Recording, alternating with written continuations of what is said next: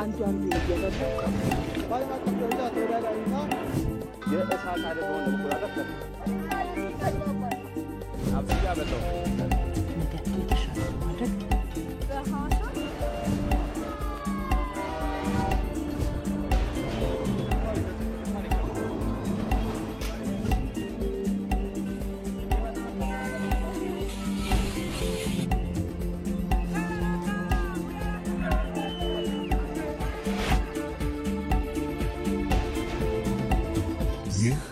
ኢትዮጵያ ቴሌቪዥን ነው።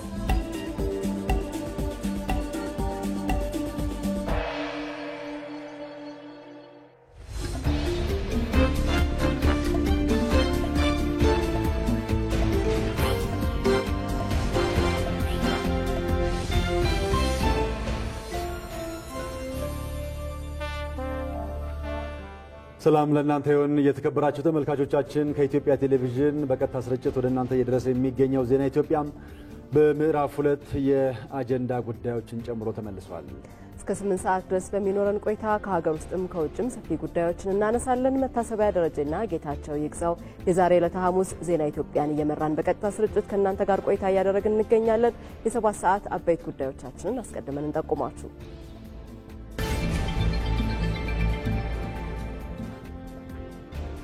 የሕዝብ ተወካዮች ምክር ቤት የኢትዮጵያ ብሔራዊ ምርጫ ቦርድ ምክትል ሰብሳቢንና የሁለት አባላትን ሹመት አጸደቀ።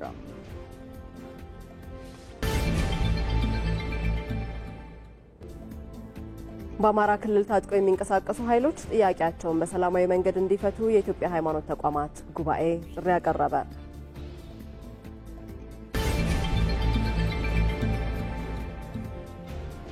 ትምህርት ሚኒስቴር የፈተና ስርቆትን በማስቀረት የትምህርት ጥራትን ለማረጋገጥ የዘረጋው አሰራር በራስ ጥረት ብቻ ፈተናን ማለፍ እንደሚቻል ያስገነዘበ መሆኑ ተገለጸ።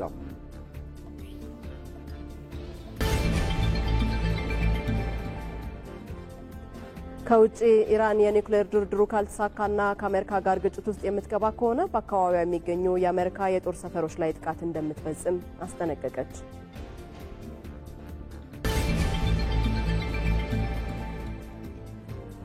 በዜና ኢትዮጵያ ስፖርት መረጃችን ደግሞ ማሜሎዲ ሰንዳውንስ በዓለም ክለቦች ዋንጫ ጠንካራ ተፎካካሪ ይሆናል ሲሉ የክለቡ ስፖርቲንግ ዳይሬክተር ፍሌሚንግ ቤርግ ተናግረዋል።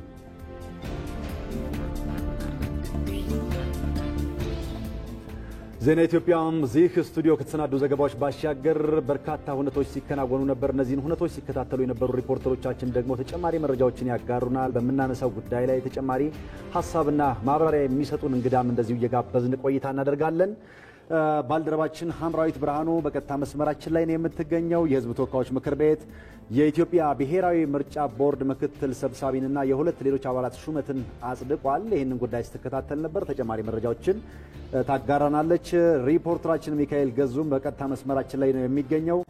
የቀድሞው የሲዳማ ክልል ሰላምና ጸጥታ ቢሮ ኃላፊ አለማየሁ ጢሞቴዎስ ያለመከሰስ መብት ተነስቷል። ይህንን ጉዳይ በተመለከተም ተጨማሪ መረጃዎችን ከሚካኤል ገዙ እንወስዳለን።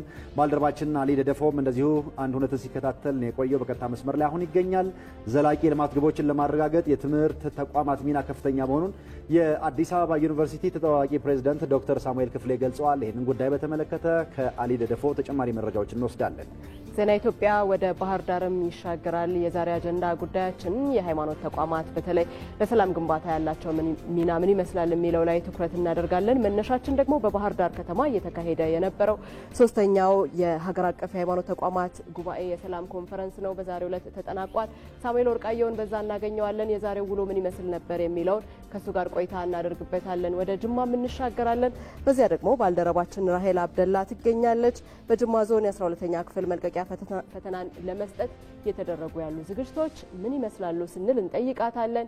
ራሄል መረጃዋን ታጋራናለች። ከዛ ባለፈ ደግሞ ተጨማሪ መረጃ የሚያጋሩን እንግዳም በቀጥታ መስመራችን ላይ ጋብዘንላችኋል።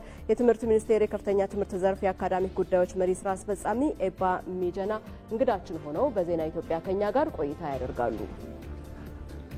ከኢትዮጵያ ቴሌቪዥን ዜና ኢትዮጵያ የዜና መሰናዶ ጋር አብራችሁ እንድትሆኑ በአክብሮት እንጋብዛለን። ሰዎች ቁጭ ብለው ችግራቸውን ተንፍሰው ኢትዮጵያ በየዘመኑ መልኩን እየቀየረ የሰላም እጦት ብዙ ፈትኗታል፣ ብዙም አሳጥቷታል። ለነዚህ ሁሉ ችግሮች ግን የመጀመሪያውም የመጨረሻው መፍትሄ ንግግር እንደሆነ ይታመናል። ታዲያ ኢትዮጵያ እንዴት ወደ ዘላቂ ሰላም ትምጣ የሚለው የዚህ የሰኔ ወር ዋና ጉዳያችን ነው። በኢቲቪ ዜና ኢትዮጵያ ላይ ጠብቁ። ባለፉት 6 ዓመታት ኢትዮጵያውያን ያለመታከት 40 ቢሊዮን ችግኞችን ተክለዋል። ለአብነትም ባለፈው ዓመት ብቻ በነበረው የአረንጓዴ አሻራ መርሃ ግብር ወደ 6.5 ቢሊዮን ችግኞች ተተክለዋል። በአንድ ጀንበር ደግሞ 600 ሚሊዮን ችግኞች። ዘንድሮም ይህንን ታሪክ ለመድገም ቅድመ ዝግጅት ተጠናቋል። ኢትዮጵያውያን 7.5 ቢሊዮን ችግኞችን እንተክላለን ብለዋል። ዮሐንስ ፍስሐ ነኝ። ይህ ጉዳይ የሰኔ ወር የኢቲቪ አጀንዳችን ነው። ይጠብቁ። የአብሮነትና የመረዳዳት ባህልን በማጎልበት የወገን ደራሽነትን ያረጋገጠ ነው የበጎ ፍቃድ አገልግሎት። የአረንጓዴ አሻራ የአቅመ ደካሞችን ቤት የማደስ እንዲሁም ደግሞ ትምህርት ቤቶችን የመገንባት በሰላም ግንባታ ውስጥ በሚሊዮን የሚቆጠሩ ኢትዮጵያውያን ይሳተፋሉ። ኢቲቪ በሰኔ ወር ይህንን የክረምት በጎ ፍቃድ አንስቶ በስፋት ይዳስሳል። በቅርብ ቀን ይጠብቁ። የ2017 የትምህርት ዘመን በመጠናቀቅ ላይ ነው። በትምህርት ስርዓቱ ያለውን መሰረታዊ ችግር ለመፍታት ከሚወሰዱ እርምጃዎች የትምህርት ምዘናና የፈተና አስተዳደር ስርዓቱን ማስተካከልና ማዘመን ነው። በዚህ ዓመት በሚሰጠው የ12ኛ ክፍል ሀገር አቀፍ ፈተና ከ600 ሺህ በላይ ተማሪዎች ፈተናውን ይወስዳሉ። ከዚህ ውስጥ 150 ሺህ የሚሆኑት ተማሪዎች ፈተናውን በበይነ መረብ የሚወስዱ ይሆናል። ይህ ጉዳይ የኢቲቪ 57 የሰኔ ወር አጀንዳችን ይጠብቁን። ከፍተኛ የስልጣን ባለቤት የሆነው የህዝብ ተወካዮች ምክር ቤት የ2017 በጀት ዓመትን እንዴት አሳለፈው? ለሀገርና ለህዝብ የሚበጁ አዋጆችንስ በምን መልኩ አጽድቋል? በበጀት ዓመቱ የታቀዱ ሀገራዊ እቅዶችስ አፈጻጸማቸው ምን ደረጃ ላይ ደርሷል? የበጀት ዓመቱን የምክር ቤቱን አፈጻጸም የተመለከቱ ዘገባዎችን ኢቲቪ በሰኔ ወር ወደ እናንተ ያደርሳል። ይጠብቁ። የኢትዮጵያ ቴሌቪዥንን መርጣችሁ ከዜና ኢትዮጵያ ጋር ስላላችሁ ከልብ እናመሰግናለን። ወደ አጫጭር ዜና እናልፋለን።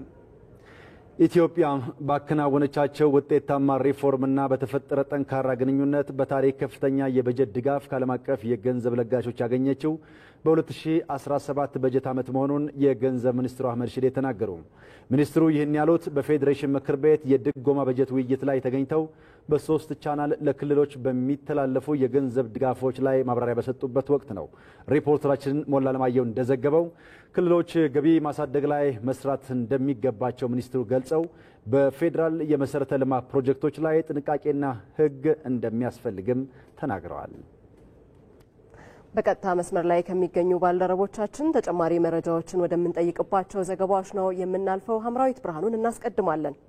የህዝብ ተወካዮች ምክር ቤት የኢትዮጵያ ብሔራዊ ምርጫ ቦርድ ምክትል ሰብሳቢውን እንዲሁም ደግሞ 2 አባላትን ሹመት አጸደቀ።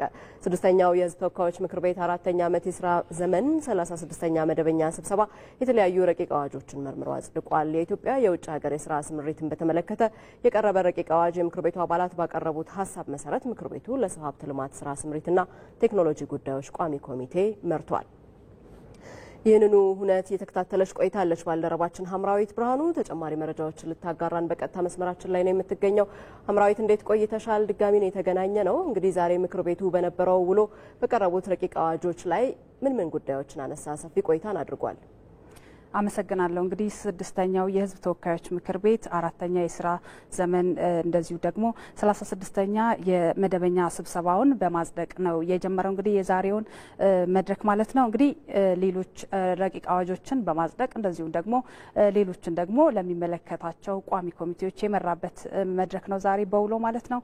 እንግዲህ የመጀመሪያ የተመለከተውና ያጸደቀው ረቂቅ አዋጅ በተለይ የኢትዮጵያ ምርጫ ቦርድ በቀጣዮቹ ምርጫ በሚካሄድባቸው ጊዜያት ምርጫውን ያሳልጣሉ እንደዚሁም ደግሞ ስራውን ከፍ ያደርጋሉ የሚላቸውን ምክትል ሰብሳቢ እንደዚሁም ደግሞ አባላትን የመረጠበት እንደዚሁም ደግሞ ሹመታቸውንም ያጸደቀበት ረቂቅ አዋጅ የቀረበበት ነው።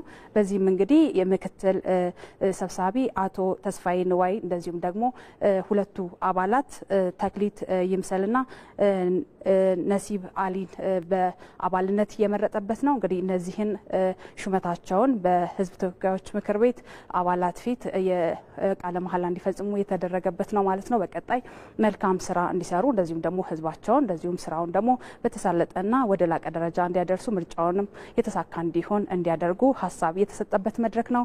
ሌላኛው እንግዲህ የኢትዮጵያ የውጭ ሀገራት የስራ ስምሪት ረቂቅ አዋጅ ወደ ሌላኛው የተመራበት ነው ወይም ደግሞ ወደ ሚመለከተው ቋሚ ኮሚቴ የተመራበት ነው ማለት ነው። እንግዲህ ይህ ረቂቅ አዋጅ በተለይም በፊት በዘርፉ የሚታዩ ወይም ደግሞ በረቂቅ አዋጅ በፊቱ ማለት ነው የሚታዩ ክፍተቶችን የአዋጅ እንደዚሁም የአሰራርና የህግ ክፍተቶችን ገምግሞ የተለያዩ ረቂቅ አዋጆችን ያወጣበት ነው ማለት ነው። በዚህም ላይ እንግዲህ የህዝብ ተወካዮች ምክር ቤት አባላት ሀሳብ የሰጡበት ነው። እንግዲህ ይሄኛው አዲሱ ረቂቅ አዋጅ በተለይ በፊት የነበረው የቤት ሰራተኞች ላይ ያተኮረ ነው። እነሱም ብቻ ወደ ውጭ የማሰማራት ስራ ነው እየተሰራ የነበረው። አሁን ግን ከዩኒቨርሲቲ ተመርቀው በርካታ ተማሪዎች የተቀመጡበት በብዙ ዘርፎች ወይም ደግሞ ሙያዎች ላይ የተሰማሩ እንደዚሁም ደግሞ እነዚህ ስራ ያላዙ በመሆናቸው ወደ ውጭ ሄደው ስራ እንዲሰሩ የሀገራቸውንም የራሳቸውን ኢኮኖሚ ከፍ የሚያደርጉበትን ሁኔታ እንዲያመቻች እንግዲህ ቋሚ ኮሚቴው በዚህ ላይ እንዲመለከት የተናገሩበት ነው ማለት ነው። ሌላኛው እንግዲህ ወደ ውጭ ለስራ የሚሄዱ ዜጎች የትምህርት ደረጃቸው ከፍ ያለ እንደዚሁም ደግሞ በቴክኖሎጂ የታገዘ ጊዜው የቴክኖሎጂ በመሆኑ መጠን በቴክኖሎጂ የታገዘ እንዲሆን ይህ ረቂቅ አዋጅ አልተጠቀሰም። ይህ ላይ ተጠቅሶ በደንብ መታየት እንዳለበት ነውና ሌሎችንም ሀሳቦችን እያነሱበት ነው ማለት ነው። ሌላኛው እንግዲህ ወደ የሚመለከተው ቋሚ ኮሚቴ የተመራው ጉዳይ የእጽዋት ጥበቃና የኳራንታይን ረቂቅ አዋጅ ነው። ይህም እንግዲህ ወደ ግብርና ቋሚ ኮሚቴ የተመራበት ነው። በተለይም ደግሞ ወደ ሀገር ውስጥ የሚገቡ እጽዋቶች እንደዚሁም ዘሮች ምርመራ ሊደረግባቸው እንደሚገባ ነው የተገለጸው። እንደሚታወቀው ሀገራችን ላይ በተለያዩ ሐይቆች ላይ የእምቦጭ እጽዋት አደጋ እያደረሰ መሆኑ ይታወቃልና ይህ እንግዲህ ቁጥጥር ያልተደረገበት በመሆኑ ነው። እንግዲህ በቀጣይ እዚህ ላይም ቁጥጥር ተደርጎ የሚመለከተው ቋሚ ኮሚቴ ሊሰራ ይገባል ተብሏል። እናመሰግናለን ሀምራዊት፣ መልካም ቀን። የዩኒቨርሲቲ የመውጫ ፈተና በመሰጠት ላይ ይገኛል። ይህ የቅድመ ምረቃ የመውጫ ፈተና እስከ ሰኔ 10 ድረስም የሚቆይ እንደሆነም ጭምር ተገልጿል። በ51 ዩኒቨርሲቲዎች በተዘጋጁ 87 ያክል የፈተና ማዕከላት ነው የመውጫ ፈተናው እየተሰጠ የሚገኘው። የትምህርት ጥራትን ለማስጠበቅ የሚደረገው እንቅስቃሴ አንድ አካልም ጭምር ነው ይሄ የዩኒቨርሲቲዎች የመውጫ ፈተና አሰጣጥ ስነ ስርዓት ማለት ነው። ይህንን ጉዳይ በተመለከተ ተጨማሪ መረጃዎችን እንጋራለን። በቀጥታ መስመራችን ላይ የትምህርት ሚኒስቴር የከፍተኛ ትምህርት ዘርፍ የአካዳሚክ ጉዳዮች መሪ ስራ አስፈጻሚ ዶክተር ኤባሚ ጀና ይገኛሉ። ዶክተር እንደምን ውለዋል? የዘንድሮ የዩኒቨርሲቲ የመውጫ ፈተና በምን መንገድ ነው እየተከናወነ ያለው የሚለውን ጉዳይ እናስቀድም እስኪ። በጣም አመሰግናለሁ። እንግዲህ የ2017 ከሰኔ 2 ጀምሮ እስከ 10 እየተሰጠ ያለው ፈተና ከመጀመሪያው ጀምሮ እጅግ በጣም ሰፊ ፕሮግራሞች ስላሉ በዚህ ላይ ተገቢ ዝግጅት በማድረግ መስጠት ተጀምሯል። ሰኔ 2 ላይ ሲጀምር ከመጀመሩ በፊት ፈተናውን መፈተን የሚገባቸው መምህራን ከተለያዩ ዩኒቨርሲቲዎች እንዲወጣጡ ተደርጎ ምደባ ተደርጓል። በዚሁ አግባብ ከትምህርት ሚኒስቴርም ይህንን ሱፐርቫይዝ የሚያደርጉ ሱፐርቫይዘሮች ተመድበው በአግባቡ ፈተናውን መምራት በሚቻል መልኩ እንደዚሁም ደግሞ በዩኒቨርሲቲ ደረጃ አስፈላጊ የሆነ ግብረ ኃይል ተደራጅቶ ይሄንን መምራት በሚቻል መልክ እንዲሰራ ተደርጎ ነው የተጀመረው። እንግዲህ እየተሰራ ያለው በበየነ መረብ ነው የሚሰጠው። ቅድም አንተም እንዳነሳኸው በ238 ፕሮግራሞች በ87 ማዕከላት እንደዚሁም በ51 ዩኒቨርሲቲዎች ላይ እየሰጠን እንገኛለን። ዶክተር ባለፉት ዓመታትም የዩኒቨርሲቲ መውጫ ፈተና ሲሰጥ ቆይቷልና እንደው እንዳጠቃላይ ከተጀመረ ወዲህ ፈተና መስጠት ከተጀመረ ወዲህ ምን ውጤት ተገኘ የሚለውን እስቲ ያንሱልን። በጣም አመሰግናለሁ። እንግዲህ የመውጫ ፈተና በመምጣቱ ምን ለውጥ ተገኘ የብለው ነገር ከፋፍለን ማየት እንችላለን። በአጠቃላይ የትምህርት ስርዓቱ ላይ እጅግ በጣም ከፍተኛ ሚና የተጫወተ አሰራር ነው ይሄ የመውጫ ፈተና። በምን አግባብ መልክ ሚና ተጫወተ ብለን በምናነሳበት ጊዜ ለምሳሌ ከዛም በፊት ሲሰጥ የነበረው ስርዓተ ትምህርት ምን እንደሆነ ምን ይመስል እንደነበረ ብቃት ላይ ያላተኮረ ስለነበር ወደ ብቃት እንዲቀየር ብቃትን ማዕቀፍ ያደረገ መሰረት ያደረገ ስርዓተ ትምህርት እንዲኖር አድርጓል። ምክንያቱም የመውጫ ፈተና መጨረሻ ላይ ተማሪዎች ተፈታኞች በሚወስዱበት ጊዜ እያንዳንዱ ፕሮግራም መጨረሻ ላይ የሚጠበቅባቸውን ብቃት መለካት አስፈላጊ ስለነበረ እውቀቱን ክህሎት አመለካከትን በተመለከተ መሰራት የነበረብንን ዲቴይል ከሰራም በኋላ ስርዓተ ትምህርቱን በዚህ አቅጣጫ እንድታይ ነው እንዲቃኝ ነው የተደረገው። አንዱ ትልቁ መሰረታዊ ለውጥና ለውጥ አመጣ ብለን የምናስበው በስርዓተ ትምህርቱ ላይ ነው። ስርዓተ ትምህርቱ በሚቀየርበት ጊዜ ደግሞ የመማር ማስተማሩ ሁሉ ስርዓት ይቀየራል። አንድ ይሄ ነው። ሁለተኛ ተማሪዎች ራሳቸው ከዚህም በፊት ሲማሩ በነበረበት ጊዜ መጨረሻ ላይ የሚጠበቅባቸውን ነገር በተገቢው ሁኔታ የማያውቁ ስለነበረ አሁን ግን ከመጀመሪያው ጀምሮ መጨረሻ ላይ የመውጫ ፈተና እንደሚሰጥ የመውጫ ፈተናው ራሱ ምን እንደሚጠበቅባቸው ስለሚያስቀምጥ ምን አይነት ክህሎት ምን አይነት አመለካከት እንደምናነሳውና አመለካከት ዙሪያ መዘጋጀት በሚገባቸው ልክ እንዲዘጋጁ አሁን ባህል እየሆነ እንዲመጣ ተገቢ ዝግጅት እንዲያደርጉ እያደረገ ይገኛል። ትልቅ በተማሪዎች አመለካከት አስተሳሰብ ላይ አምጥቷል የሚል እንትናለን። ሌላው ደግሞ በዩኒቨርሲቲም ደረጃ ዩኒቨርሲቲዎች የመውጫ ፈተና በመኖሩ ምክንያት ተማሪዎቻቸውን የማዘጋጀት ተማሪዎቻቸውን ሲያዘጋጁ ደግሞ መምህራን በአግባቡ አውቆ ይሄንን አውቆ መጨረሻ ላይ የሚጠበቅባቸውን አውቆ እንዲያዘጋጁም ከማድረግ አኳን ትልቅ ለውጥ ነው ያመጣው። ያን ብቻ አይደለም። ተቋማት ለምሳሌ ፈተናው ኦንላይን ነው የሚሰጠው። ኦንላይን በሚሰጥበት ጊዜ ደግሞ ኦንላይን ለመስጠት የሚያስችል ግብዓት መኖር አለበት። ፈተናውን በተገቢ ሁኔታ ለመስጠት እንዲቻል ኮምፒውተሮችን የማደራጀት የኮምፒውተር ላቦችን የማደራጀት የኮምፒውተር ላቦቹ ደግሞ በተገቢው የኢንተርኔት ኮኔክቲቪቲ እንዲኖራቸው አድርጎ በመስራት ትልቅ ለውጥ እንዲመጣ አድርጓል። በዚህ ላይም ደግሞ ከዚህ ጋር ተያይዞ ኮምፒውተር ለመጠቀም ደግሞ የኮምፒውተር ክህሎት ስለሚያስፈልግ ተማሪዎቹ ተገቢውን የኮምፒውተር ክህሎትም እንዲኖራቸው ጭምር ከፍተኛ ለውጥ አምጥቷል። የትምህርት ሚኒስቴር የከፍተኛ ትምህርት ዘርፍ የአካዳሚክ ጉዳዮች መሪ ስራ አስፈጻሚ ዶክተር ኤባ ሚጀና በቀጥታ መስመራችን ላይ ገብተው ለሰጡን መረጃ ከልብ እናመሰግናለን። መልካም ቀን። እንቀጥላለን። አሁን ደግሞ ወደ ባልደረቦቻችን ዘገባ ነው የምንመለሰው። የቀድሞው የሲዳማ ክልል ሰላምና ጸጥታ ቢሮ ኃላፊ አለማየሁ ጢሞቴዎስ ያለመከሰስ መብት ተነሳ። የክልሉ ምክር ቤት ዛሬ ባካሄደው 6ኛ ዙር ምርጫ 4ኛ የስራ ዘመን 2ኛ አስቸኳይ ጉባኤ የምክር ቤት አባሉን ያለመከሰስ መብት አንስቷል። የምክር ቤቱን የዛሬ ውሎ ሲከታተል የቆየው ባልደረባችን ሚካኤል ገዙ በቀጥታ መስመራችን ላይ ይገኛል። ተጨማሪ መረጃዎችን ሊያጋራን።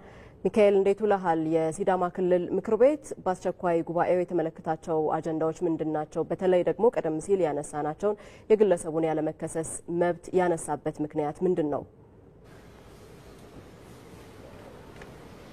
መልካም አመሰግናለሁ። እንግዲህ የሲዳማ ክልል ምክር ቤት ዛሬ አስቸኳይ ጉባኤውን አካሂዷል። ምክር ቤቱ በአሁኑ ሰዓትም በሁለት አጀንዳዎች ላይ በመምከር የጠራውን አስቸኳይ ጉባኤ አጠናቋል። ከተመለከታቸው ጉዳዮች መካከል እንግዲህ የክልሉ የቀድሞ ሰላምና ጸጥታ ቢሮ ኃላፊ አቶ አለማየሁ ጢሞቴዎስ ያለመከሰስ መብትን ማንሳት አንደኛው ሲሆን፣ ሁለተኛው ደግሞ የክልሉ መገናኛ ብዙኃን ስያሜን ማሻሻል የተመለከቱ ሁለት አጀንዳዎችን ተመልክቷል። የመጀመሪያው እንግዲህ የአቶ አለማየሁ ጢሞቴዎስ ያለመከሰስ መብትን በተመለከተ የክልሉ ፍትህ ቢሮ ባለ 6 ነጥብ ዝርዝር ሪፖርት ለምክር ቤቱ አቅርቧል። በዋነኛነትም በዚህ ዝርዝር ጉዳዮች ከተካተቱ ነጥቦች መካከል ስልጣንን ያላግባብ መጠቀም፣ እንደዚሁም ደግሞ ምቹ ባልሆነ ሁኔታ ተጠርጣሪዎችን መያዝና ይህም ተጠርጣሪዎችን ማቆየትና ይህ ደግሞ ለሰብአዊ መብት ጥሰት በር ከፋች መሆኑ የተነሳ ሲሆን፣ ሙስናና በቀጥታ የኮንትሮባንድ ዝውውር ውስጥ መሳተፍ፣ ከዚህ ባለፈም ደግሞ ስልጣኑን መከታ በማድረግ ለኮንትሮባንድ አዘዋዋሪዎች ምቹ ሁኔታን መፍጠርን ጨምሮ በአደንዛዥ እጽ ዝውውር ውስጥ ግለሰቡ መገኘታቸውን የፍትህ ቢሮ ሪፖርት እንግዲህ ለምክር ቤቱ ቀርቧል። የምክር ቤቱ የቀረበው ፍትህ ቢሮ ያቀረበው ሪፖርት ላይ እንግዲህ ሌሎች እነዚህን ነጥቦች መሰረት በማድረግም ከዚህ ባለፈው ደግሞ ሌሎች ነጥቦችም በህዝብና በተለያዩ አካላት የሚመጡ ጥቆማዎች ካሉ መረጃና ማስረጃዎችን መሰረት ማድረግ እንደሚቀበል አመልክቷል። እንግዲህ የክልሉ ፍትህ ቢሮ ኃላፊ በሰጡት መግለጫም በዋነኛነት አሁን ግለሰቡ በህግ ቁጥጥር ስር አይደሉም። ካሁን በኋላ እንግዲህ የፍርድ ቤት ማዘዣ በማውጣት ግለሰቡን በህግ ቁጥጥር ስር የማዋል ስራ የፖሊስ ኃላፊነት ይሆናል ብሏል። ከዚህ ባለፈ ደግሞ እነዚህ የሚመጡ መረጃዎችን መሰረት ማድረግም ማስረጃና መረጃዎችን መሰረት ማድረግም ክስ የመመስረት ስራዎች የቀጣይ ተግባራት መሆናቸውን አመልክተዋል። ምክር ቤት አባላትም እንግዲህ ግለሰቡ በተለይ በስልጣኑን መከታ በማድረግም ኢፍትሐዊ ድርጊቶችን በተለያየ ሁኔታ ሲፈጽም እንደነበር የምክር ቤት አባላት በስፋት አጽንኦት ሰጥተው አንስተዋል። ከዚህ ባለፈም እንግዲህ በእነዚህ አይነት የወንጀል ድርጊቶች ውስጥ ግለሰቡን ጨምሮ ሌሎች በጥቅም ትስስር ተሳትፎ ያላቸው ሰዎች የሚጠየቁበት አግባብ ላይ በአጽንኦት በትኩረት ሊሰራ ይገባል የሚል ሀሳብ አንስተዋል። ይህንን መሰረት በማድረግ እንግዲህ የክልሉ ፍትህ ቢሮ ኃላፊነት ወስዶ ሊሰራ ይገባል የሚል ሀሳብ ከምክር ቤት አባላት በስፋት የተነሳ ጉዳይ ነው። ሌላው የክልሉ መገናኛ ብዙሃን ስያሜ እንግዲህ የሲዳማ ብሮድካስቲንግ ኮርፖሬሽን የሚል ስያሜ ነው ያለው። ይህንን ወደ አፍኒ ብሮድካስቲንግ ኮርፖሬሽን ብሎ ለመጥራት የሚያስችል የስያሜ ማሻሻያ ቀርቦ ነበር። የምክር ቤት አባላት ጉዳዩ በደንብ ተጣርቶና ሁሉንም አይነት የሲዳማን እሴቶች የሚያሳይ አይነት ስያሜ ኑሮ ተስተካክሎ ሊቀርብ ይገባል በሚል ውድቅ ያደረገው ሲሆን በቀጣይ ደግሞ ይሄንን ማሻሻያ አድርጎ ሊመጣ ይገባል የሚል ሀሳብ በማቅረብ ለጊዜው የሲዳማ ብሮድካስቲንግ ኮርፖሬሽን በሚለው በቀድሞ መጠሪያው እንዲቀጥል ውሳኔ ያሳልፏል። እንግዲህ ምክር ቤቱ በዛሬ ቀን በካሄደው አስቸኳይ ጉባኤው እነዚህ ሁለት አጀንዳዎችን ተመልክቶ ውሳኔ ያሳልፏል ማለት ነው። እናመሰግናለን ሚካኤል። መልካም ቀን። ዘላቂ የልማት ግቦችን ለማረጋገጥ የትምህርት ተቋማት ሚና ከፍተኛ መሆኑን የአዲስ አበባ ዩኒቨርሲቲ ተጠባባቂ ፕሬዝዳንት ዶክተር ሳሙኤል ክፍሌ ገለጹ። የትምህርት ጥራት ለዘላቂ እድገትና መሪ ልማት በሚል መሪ ቃል በአዲስ አበባ ዩኒቨርሲቲ አዘጋጅነት የከፍተኛ የትምህርት ተቋማት የትምህርት ፖሊሲ ፎረም እየተካሄደ ይገኛል። በዚህ ጉዳይ ላይ ተጨማሪ መረጃዎችን ሊያደርሰን ሪፖርተራችን አሊ ደደፎ በቀጥታ መስመራችን ላይ ይገኛል። አሊ እንደምን ቆየህ? የትምህርት ተቋማት የፋይናንስ እጥረትን ለመፍታት የተቀመጠው የመፍትሄ አቅጣጫ ምንድን ነው? አመሰግናለሁ።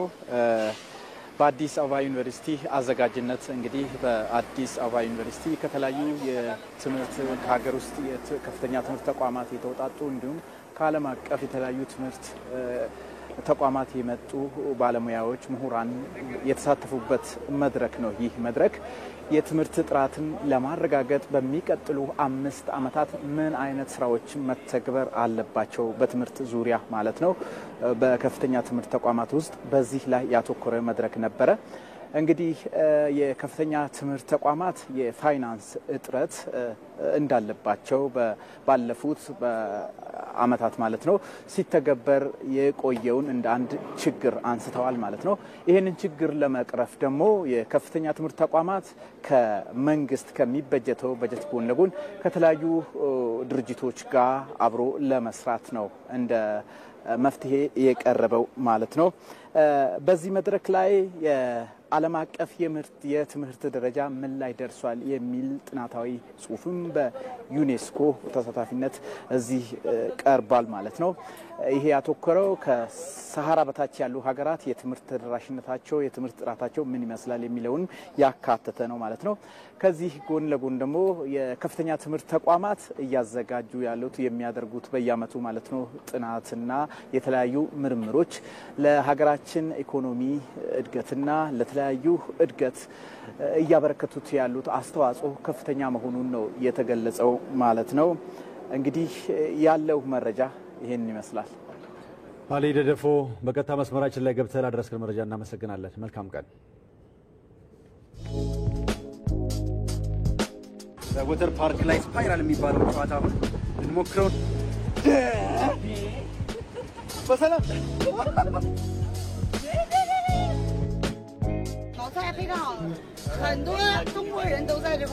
እነዚህ አሳዎች ደግሞ በህይወት እንዳሉ ነው መጥተው ቻይናዎቹ የሚገዟቸው ማለት ነው። ከሞተ የ2000 ብር ባለዕዳ ነኝ ማለት ነው። ስለዚህ ወደ መኖሪያው እልከዋለሁ። ለሸማቹ እውነተኛ ትክክለኛ መረጃ የመስጠት ግዴታ አለበት።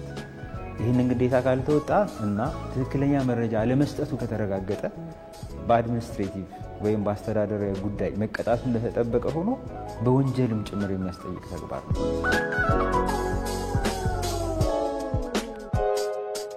ትንሽ የሚያስፈራ ነገር አላቸው። እቺ እንኳን ታምሯል ለማቀፍ እኔ ትንሽ ተሳቅቄ ነበረ። ወደ ላይ ይባላሉ። እነዚህ ሙድ ናቸው። ከ300,000 200,000 ድረስ ይሄዳሉ።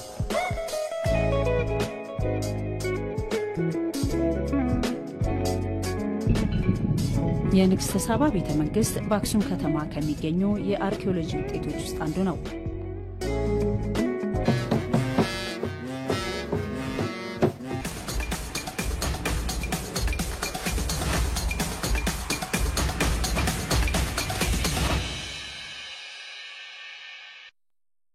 ከዜና ኢትዮጵያ ጋር ናችሁ። ይህ የኢትዮጵያ ቴሌቪዥን ነው። ቀደም ሲል እንግዲህ በቅርቡ የጀመረው የቅዳሜ መልክን ነው ያነሳ ነው። ዘወትር ቅዳሜ ከ2 ሰዓት እስከ 5 ሰዓት ድረስ በኢትዮጵያ ቴሌቪዥን በቀጥታ ስርጭት የሚተላለፍ ነው። የኢትዮጵያ ብሮድካስቲንግ ኮርፖሬሽን ወደ ይዘት እያደረገ በሚገኘው ጉዞ ላይ እንግዲህ አንዱ ማሳያ ማድረግ እንችላለን። ዋና ላይ ግን እንደዚህ ፈሪ መሆንን አላውቅም ነበር። ዋና አይደለም አድቬንቸር ነው። ውሃ በጣም ነው የምትፈራው። የቅዳሜ መልክ አንደኛው የመዳረሻ ፕሮግራም መሰናዶ አንደኛው አካል ነውና ብዙ መዳረሻዎች አሉ። ከሄድኩባቸው መዳረሻዎች አንዱ አስፈሪ ነው። እናየዋለን እንግዲህ እስቲ እናየዋለን። እኛም ለማንኛውም ተመልካቾቻችን ዜና ኢትዮጵያ ይቀጥላል። ካፍታ በኋላ ስንመለስ ደግሞ ከ10 ዓመታት በላይ በአእምሮ ህመም ሲሰቃይ የነበረንና አሁን ላይ ከህመሙ ያገገመ ግለሰብ ታሪክን እናስቃኛችኋለን።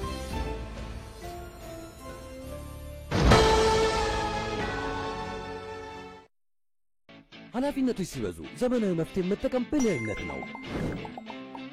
አዲሱ ሲቪ ብር ፕላስ የገንዘብ ዝውውር ባህሉን ይበልጥ ሊያዘመን መጥቷል። በተለያዩ ሰዎች ገንዘብ ለመላክ ጊዜ መፍጀት ቀርቷል። ተሻሽሎ የመጣው ሲቪ ብር ፕላስ በአንዴ ለብዙ ሰዎች መላክ ያስችላል። የአየር ሰዓትና የሚላክ ገንዘብ ደግሞ ስልኩ ቀኑን ጠብቆ እንዲልክና እንዲሞላ ማድረግ። ከሲቪ ብር ወደ ሌላ ሰው ለመላክ ማጂክ ፔይ ፈጣንና ቀላል አማራጭ ነው። አሁን ባሉበት ሆነው የኮንዶሚኒየም ብድር ክፍያውን መክፈል ይችላሉ። ገንዘብ ለመጠየቅ ሊንክ ፈጥሮ ወደሚፈልጉት ሰው መላክ ብቻ በቂ ነው። ገንዘብ ሲቪ ብር ሂሳቡ ላይ ባይኖርም ችግር አይደለም። የባንክ ሂሳቡን በሲቪ ብር ፕላስ በኩል ያገኙታል። የጉዞ ትኬት፣ የዲኤስቲቪ ሌሎች ተጨማሪ አገልግሎቶችን ወደ ሲቪ ብር ፕላስ ሚኒ አፖች ጎራ ይበሉ። መተግበሪያው ከአፕ ስቶር ወይም ከፕሌይ ስቶር በማውረድ ባሉበት ሆነው መመዝገብ ይችላሉ። ሲቪ ብር ባሉበት ሁሉ አለ። የኢትዮጵያ ንግድ ባንክ ሁሌም የሚተማመኑበት ባንክ።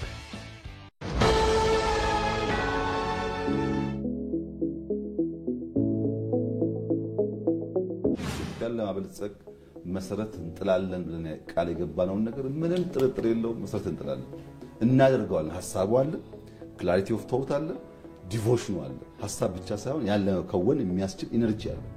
በዚያ ምክንያት ህዝባችን ይዘን አሁን በጣም ሰፊ ጉልበት አግኝተናል። ብዙ መስራት የሚችሉ ሰዎች እየመጡ ስለሆነ ምንም ጥርጥር የለውም የኢትዮጵያ ብልጽግና መሰረት እስክንጥል ድረስ ትጋቱም ውጤቱም ይቀጥላል።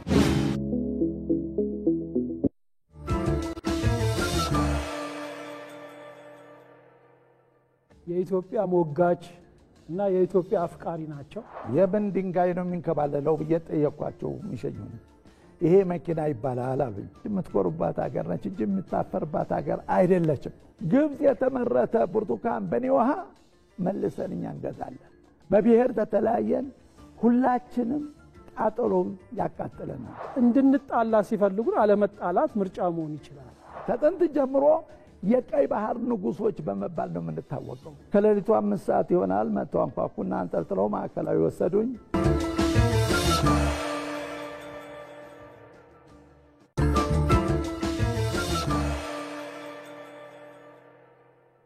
የኢትዮጵያ ሞጋች እና የኢትዮጵያ አፍቃሪ ናቸው። የምን ድንጋይ ነው የሚንከባለለው ብዬ ጠየኳቸው። የሚሸኙ ይሄ መኪና ይባላል አሉኝ። የምትኮሩባት ሀገር ነች እንጂ የምታፈርባት ሀገር አይደለችም። ግብፅ የተመረተ ብርቱካን በኔ ውሃ መልሰን እኛ እንገዛለን። በብሔር ተተለያየን፣ ሁላችንም ቃጠሎም ያቃጥለናል። እንድንጣላ ሲፈልጉን አለመጣላት ምርጫ መሆን ይችላል። ከጥንት ጀምሮ የቀይ ባህር ንጉሶች በመባል ነው የምንታወቀው። ከሌሊቱ 5 ሰዓት ይሆናል መጥተው አንኳኩና አንጠልጥለው ማዕከላዊ ወሰዱኝ።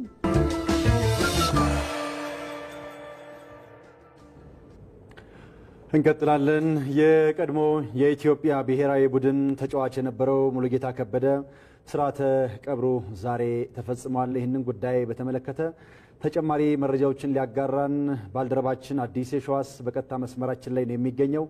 አዲስ እንደምን ውለሃል? በስርዓተ ቀብሩ ላይም ተገኝተ ነበርና ለኢትዮጵያ እግር ኳስ ከነበረው አበርክቶ አኳያ በህይወት ታሪኩ ምን ሀሳቦች ተነሱ? አመሰግናለሁ ጌች። እንግዲህ በህይወት ታሪኩም አንተም ቀደም ሲል ስትገልጽ እንደነበረው በተለይ አንጋፋው የእግር ኳስ ባለውለታ ሙሉጌታ ከበደ ትላንት 3 ሰዓት ተኩል አካባቢ እንግዲህ ይህችን ዓለም ከተሰናበተ በኋላ ወይ ደግሞ ከዚህ ዓለም እረፍት ድካም ካረፈ በኋላ እንግዲህ በርካታ ሀሳቦችን የኢትዮጵያ ብሮድካስቲንግ ኮርፖሬሽን ሲያጋራ ነበረ። እንግዲህ የእግር ኳስ ባለውለታ ከዚህ በፊት በእግር ኳሱ ላይ ያሳረፋቸውን አሻራዎች በማስታወስም እያሳለፈ ነበረ። ዛሬ ረፋድ እንግዲህ በአዲስ አበባ ስቴዲየም በርካታ የሱ ተጫዋች ወይም ደግሞ ደጋፊዎቹ ከሱ ጋር ሲጫወቱ የነበሩ አሰልጣኞች አሁን ላይ አሰልጣኝ የሆኑ እንዲሁም ደግሞ አሁን ላይ እየተጫወቱ የሚገኙ የእግር ኳስ ቤተሰቦች እንግዲህ ትላንት ዛሬ ረፋድ ላይ በአዲስ አበባ ስቴዲየም ሽኝት አድርገውለት ነበረ። አሁን ደግሞ ኮልፌ በሚገኘው የሙስሊም መካነ መቃብር ላይ እንግዲህ የስርዓተ ቀብሩ እንግዲህ በጀርባዬም እንደምትመለከተው ጌጅ ተፈጽሟል። እንግዲህ ምናልባት እኔ በርካታ ነገሮችን ከማንሳቴ በፊት ግን ከእሳቸው ጋር ወይም ደግሞ ከሙሉጌታ ከበደ ጋር በተጫዋችነትም በአሰልጣኝነትም ያሳለፈው አሰልጣኝ አሁን ላይ በኢትዮጵያ መድን ቤት እንግዲህ የዘንድሮውን የኢትዮጵያ ፕሪሚየር ሊግን ሻምፒዮን የሆነው አሰልጣኝ ገብረመድህን ኃይሌ አጠገቤ ይገኛሉ። ኮች በቅድሚያ እንግዲህ ፈቃደኛ ስለሆኑልኝ አመሰግናለሁ። እንዲያው እንግዲህ የእግር ኳስ ባለውለታው ሙሉጌታ ከበደ እንግዲህ ህይወት ካለፈ በኋላ በርካታ እንግዲህ የሚያሳዝኑ ጉዳዮች ነበሩ። እንዲያው እንግዲህ ሙሉጌታ ከበደ ምን አይነት ሰው ነበር? በዚህ እሺ እንግዲህ ሙሉጌታ ባለውለታ ብቻ ተብሎ የሚገለጽ ሰው አይደለም። ጀግና ተብሎ ሊገለጽ የሚችል ነው። ብዙ ጊዜ እንግዲህ በህይወት የምናጣቸው ብዙ ጀግኖች አሉ። የጦር ሜዳ ጀግና ይኖራል። ሙሉጌታ ደግሞ የኳስ ሜዳ ጀግና ነው። እውነት ለመናገር በጣም ጥሩ ከሚባሉት በቅርብ ከታዩት ማለት ካለፉት 30 እና 40 ዓመታት በዚህ በ30 እና 40 ዓመታት ውስጥ ከታዩት ጀግኖች የኳስ ሜዳ ጀግኖች አንዱ ሙሉጌታ ዛሬ አጥተነዋል። ሙሉጌታ እንግዲህ ከኔ ጋር በጣም ረጅም ጊዜ ረጅም ዓመታት አብረን ተጫውተናል። ከሜዳ የራቀባቸው ጊዜያቶች በጣም ጥቂት ናቸው። እንግዲህ ከኔ ጋር 10 ዓመት ያህል አብረን ተጫውተናል። በዛ 10 ዓመታት ውስጥ ከሜዳ የራቀባቸው ጊዜያቶች በጣም ጥቂት ናቸው እና ረጅም ጊዜ ለኢትዮጵያ ብሔራዊ ቡድን ቅዱስ ጊዮርጊስ እና ለወጣት ቡድን አብረን ተሰልፈን ተጫውተናል እና ታታሪ ነው። አገሩ የምትጠብቅበትን አንድ ከሱ የሚጠበቅ ነገር ሁሉ ያደረገ ነው ማለት ይቻላል። እንዲሁ እንግዲህ ሙሉጌታ ህልፈት ከተሰማ በኋላ እንግዲህ ቢያንስ ከጎኑ የነበሩ በርካታ ነገሮች አሉና እንዲሁ በኢትዮጵያ እግር ኳስ ላይ በተለይ የአጥቂነት ሚናውን እስኪ ያጠራ አድርገው ይንገራል። የሙሉጌታ የአጥቂነት ሚና እንዲሁ በአንድ የምትገልጸው አይደለም። እውነት ለመናገር በጣም ጎበዝ አጥቂ ከምንላቸው አንዱ ነው። አብረህ ከጎኑ ሆነ ስትጫወት ነው የምታውቀው። ከርቀት ስታየው የማይመስል ግን ደግሞ በጣም አንጀት አረስ የሆነ አጥቂ ነው። ወደ ጎል በሚሄድበት ጊዜ ጎል እንዳለ በቃ ይነግርሃል፣ አካሄዱ ይነግርሃል። ዲተርሚንድ ነው፣ ለዚህ ለስራው ታታሪ ነው። ብዙ ጊዜ በቃ ሜዳ ላይ ገብቶ ብቻ ጎል ማግባት አለብኝ ብሎ የሚቀርብ ተጫዋች ነበረ። እንግዲህ ብዙ ማለት ይቻላል ስለ ሙሉጌታ። ነገር ግን እንደ አጠቃላይ ያው አንድ ትልቅ ባለውለታና አንጀት አርስ የሆነ አጥቂ አታለች። ሌሎች ከሱ ግን ብዙ ሊማሩ የሚችሉበት ሁኔታ መኖር አለበት ብዬ አስባለሁ። እኔ መሞት ሁሉም ይሞታል፣ ሁላችንም ወደዛው ነን። ግን ደግሞ በእንደዚህ አይነት ነገር አሁን ዛሬ እዚህ ቀብር ላይ ሳየው መከበር ነው በአንድ በኩል ስታየ ማለት ነው። ስለዚህ ሰው ይወድሃል፣ ያከብረሃል።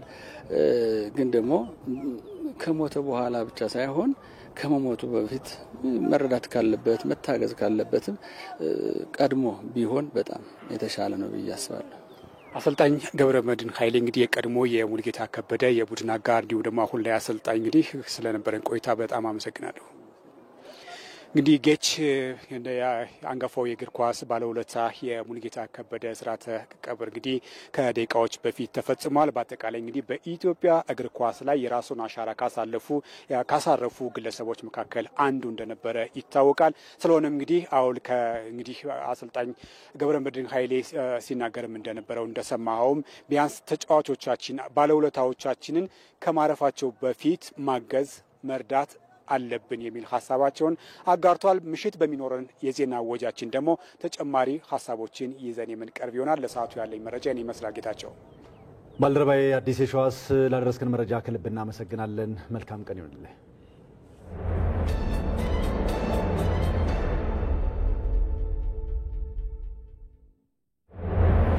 ከኢትዮጵያ ቴሌቪዥን በቀጥታ ስርጭት ዜና ኢትዮጵያ እንደቀጠለ ነው። ለዕለቱ ወደ ያዝነው የአጀንዳ ጉዳያችን እናልፋለን።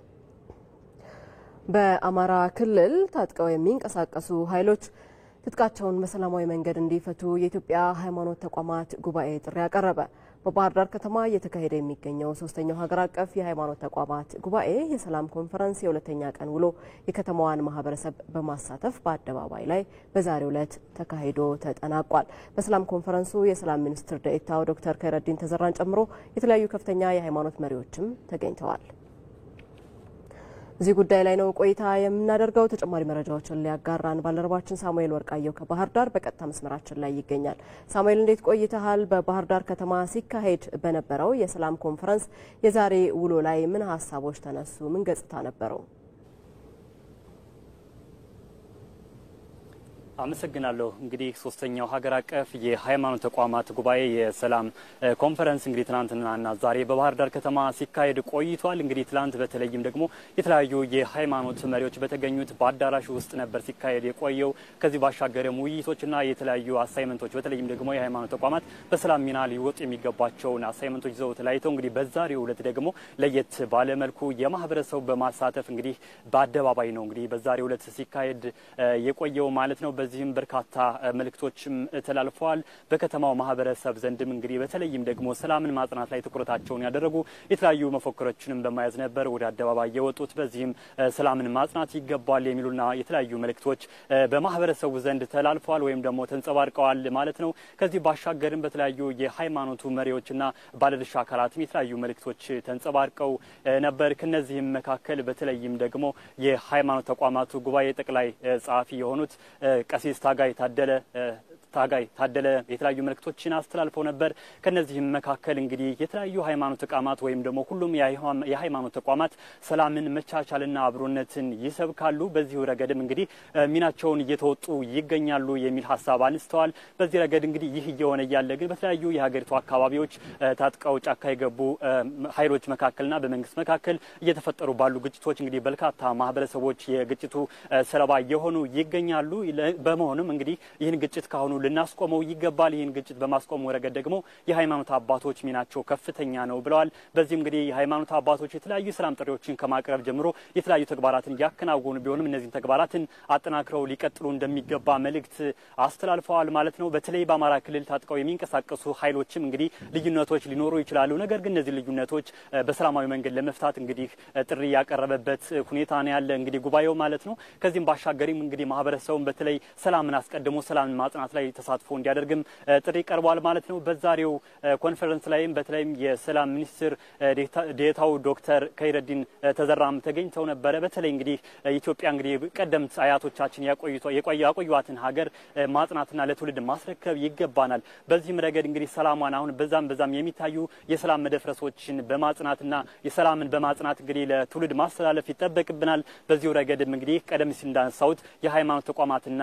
መሪዎች ታላቅ ድርሻ አለባቸው። ናቸው። በዚህ ረገድ ኃላፊነታቸውን ሊወጡ ይገባል። ወጣቶችን በመምከር እንዲሁም ደግሞ ታላላቆች ሲያጠፉ ደግሞ በመገሰጽ ሃይማኖቱ በሚያዘው መልኩ ማለት ነው ስለ ሰላም መስበክ እንደሚገባቸው እንግዲህ መልእክታቸውን አስተላልፈዋል። ከዛ ባሻገር የተለያዩ የሃይማኖት አባቶችም እንግዲህ የተለያዩ መልእክቶችን አንጸባርቀው እንግዲህ የዛሬው የሶስተኛው ሀገር አቀፍ ጉባኤ ተጠናቋል ማለት ነው። ቀጣዩን ጉባኤ ደግሞ የሐረሪ ክልል የሚያካሂድ ይሆናል። የሰላም ዋንጫውንም ተቀብሏል ማለት ነው። ሐምሌ ወር መጨረሻ ላይ የሚደረግ ይሆናል። ከዛ ባሻገርም እንግዲህ በዚሁ የሰላም ኮንፈረንስ አስተዋጽኦ ያበረከቱ ርዕሰ መስተዳድር አረጋ ከበደን ጨምሮ የተለያዩ ባለድርሻ አካላትም እንግዲህ እውቅና ተሰጥቶ ተጠናቋል ማለት ነው። ለጊዜው ያለኝ መረጃ ይህን ይመስላል። ሳሙኤል እናመሰግናለን ስለ መረጃዎች። መልካም ቀን። ከዚህ ጉዳይ ሳንወጣ ባህር ዳር ሰላሟን እየጠበቀች ለነዋሪዎቿ የሚመቹ መሰረተ ልማቶችን እየገነባች ነው ሲሉ የሶስተኛው የሃይማኖት ተቋማት ጉባኤ ሀገር አቀፍ ኮንፈረንስ ተሳታፊዎች ተናግረዋል። ተሳታፊዎቹ በተለያዩ ማህበራዊ ሚዲያዎች ስለ ባህር ዳርና አማራ ክልል ሰላም የሚነገረውና የሚታየው ሰላምና ልማት የተራራቀ ነው ብለዋል። የሶስተኛው የሃይማኖት ተቋማት ጉባኤ ሀገር አቀፍ ኮንፈረንስ ተሳታፊዎች የባህር ዳር ከተማን የልማት ስራዎችን ተዘዋውረው ጎብኝተዋል። ሪፖርተራችን ተስፋውን ደስታ ተሳታፊዎችን አነጋግሯል፣ እንደሚከተለው አድርሶናል። አፖሎቻችን ያው እንደምታውቃቸው ድሮ እኛ በጂኦግራፊ ትምህርት ስንማር ስለ ጣና ስንሰማ በቃላት ነበር። አሁን ግን መጥቼ በአካል ሳይ እውነት ነው። በጣም ከመጠን በላይ አንደኛ ፍቅር የሆነ ከተማ ነው። ከተማው ራሱ ከተማ ነው። ህዝቡ ራሱ የፍቅር ህዝብ ነው። እኔ እንደውም በጣም ይገርምሃል። ቅድም የሆነ ትንሽ ነገር አሞኝ የት ልትል አንዷ ሴት ሾፌር እየሮጠች መጣችና ነው ወስዳለሁ ብላ በራሷ መኪና ሐኪም ቤት አድርሳ አሳክሙ። እንዲህ አይነት ትልቅ ፍቅር ያለበት ባህር ዳርን ስላገኘው ባህር ዳር እጅግ በጣም ትልቅ ከተማ ናት። በጣም ደግሞ የምትደነቀው ቀደም ሲል የነበሩ ሰዎች እንዲህ አስፍተው ቦታን ጠብቀው ማቆየታቸው። መንገዱንም አሁን ስናይ የእግረኛ የብስክሌት የግሬን ኤሪያው ምኑ በሙሉ አስፋልቱን ስንመለከት ሁሉም የተሟላ ሆኖ ያገኘ ነው። ልማቱ ደስ ይላል። እንደሚወራው ድባብ ሳይሆን ያየነው ጥሩ ነገር ነው ያየነው። ልማቶች እየለሙ ነው ያሉት።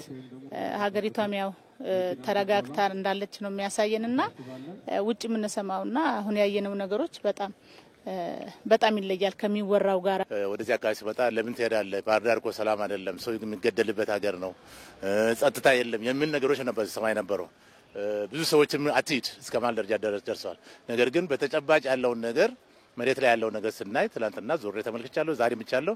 ሰላም ስላለ ነው ዛሬም ይሄን ኢንተርቪው እያደረግን ያለ ነውና መሬት ላይ ያለውን ነገርና የምንነገረው ነገሮች የተለያዩ ነገሮች ናቸው። ባህር ዳር ከተማ ፍጹም ሰላም በልማት ጎዳና ላይ በፍጥነት የተራመደ ሀገር ከተማ መሆኗን ነው ያረጋገጥኩት። ኮሪደሩ በጣም የሚያስደስት ነው። እንዳውም ከቤተ መንግስቱ ወይም አካባቢ ጀምሮ ያለውን ስንመለከት እንዴት አርጋችሁ እንዴት ተሰራ እንዴት እንደተፈጠነላችሁ እንዳውም እኛ እንቀድማለን ብዬ ነበር ማውራው። ስመጣ ተቀድመን ነው ያገኘሁት እንደው እና በጣም በጥሩ ሁኔታ ነው ያየሁትና ቆንጆ ነው። ውብ ከተማ የሆነ ማንጎ መናፈሻ አውቀዋለሁ ድሮ፣ አሁን ደግሞ የባሰ ቆንጆ ነው ያገኘሁትና በጣም ቆንጆ ነው። ከጠበቅኩት በላይ ነው። ውጭ ያለው ነገርና እዚህ መተን ስናይ በጣም ተለይቶብኛል።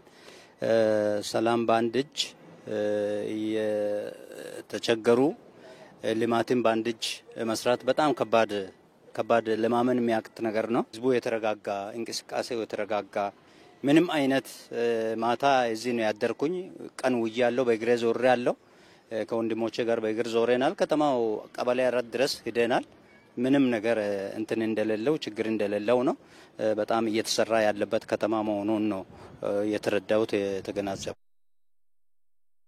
ይህንኑ ጉዳይ ይዘን እንቀጥላለን። ተመልካቾቻችን ተጨማሪ መረጃዎችን እንዲያጋሩን በቀጥታ መስመራችን ላይ ከባህር ዳር የኢቢሲ ስቱዲዮ እንግዳ ጋብዘንላችኋል። እንግዳችን አባ ስንታየሁ ገላው ናቸው። በኢትዮጵያ ካቶሊካዊት ቤተክርስቲያን የባህር ዳር ደሴ ሀገረ ስብከት ጽሕፈት ቤት ኃላፊም ናቸው። አባ እንዴት ውለዋል? እጅግ አድርገን እናመሰግናለን። ስለ ሀሳቦትም ስለ ጊዜዎትም ቀደም ሲል ስናነሳ ነበረ። ሶስተኛው ሀገር አቀፍ የሃይማኖት ተቋማት ጉባኤ ያዘጋጀው የሰላም ኮንፈረንስ በባህር ዳር ከተማ ሲካሄድ ነበረ። እርሶም ይህንኑ ኮንፈረንስ ሲከታተሉ ነበርና አጠቃላይ ገጽታው ምን ይመስል ነበር? አመሰግናለሁኝ።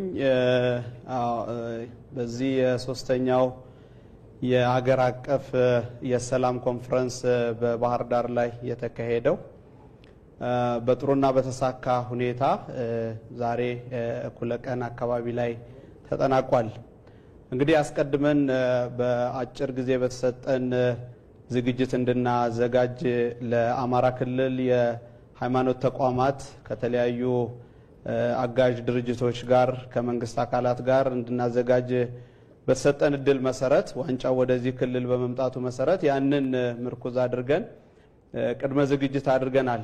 ስለዚህ በዚህም አማካኝነት በተለያዩ የክብር እንግዶችን በመጋበዝ ከተለያዩ ክልሎች እንዲሁም ደግሞ ከፌደራል ከክልሉም የሚገኙ የተለያዩ ዞኖች ከከተማ ውስጥም ከትላንትና የፓናል ውይይት ጀምሮ ተሳታፊዎች በበቂ ቁጥር ተገኝተው ይሄንን ኮንፈረንስ ለመካፈል እና በሰላም ዙሪያ ላይ ለመምከር በባህር ዳር ላይ ተገናኝተን ነበርና እንግዲህ ከአቀባበሉ ከተለያዩ አካባቢ የመጡትን በሃይማኖት አባቶች በመንግስት አካላት እንደየማረጋቸው በመቀበል ወደ ከተማችን ወደ ክልላችን እንኳን ደህና መጣችሁ በማለት ነው የጀመርነው።